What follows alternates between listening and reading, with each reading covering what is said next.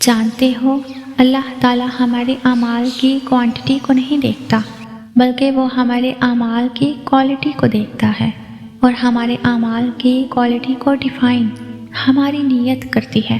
نیت یعنی دل کی کیفیت۔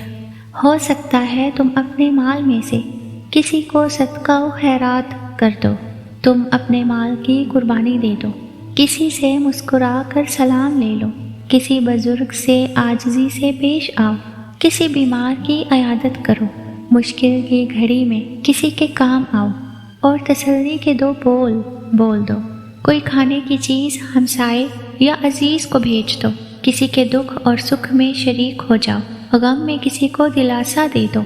لیکن اگر تمہاری نیت دکھاوا اور لوگوں کی واہ واہ سننا ہو، تب تمہاری نیکی نہیں رہے گی بلکہ ریاکاری بن جائے گی۔ اصل نیکی تو تمہاری تب کاؤنٹ ہوگی جب تم اس ریاکاری کی قربانی دو گے، جب تم اپنی پسندیدہ چیزوں کو اللہ کے لیے قربان کرو گے۔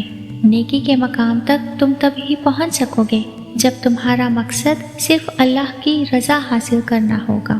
اللہ تعالیٰ سورہ العمران میں ارشاد فرماتا ہے، لَن تَنَالُوا الْبِرَّ حَتَّى تُنْفِقُوا مِمَّا تُحِبُّونَ۔ تم ہرگز نہیں پہنچ سکتے نیکی کے مقام کو جب تک کہ خرچ نہ کرو اس میں سے جو تمہیں پسند ہے۔ بے شک حضرت علی رضی اللہ تعالی عنہ فرماتے ہیں، نیکی 3 باتوں سے مکمل ہوتی ہے۔ اپنی نیکی کو چھوٹا سمجھو، اسے چھپاؤ، اور نیکی کرنے میں تاخیر سے کام نہ لو۔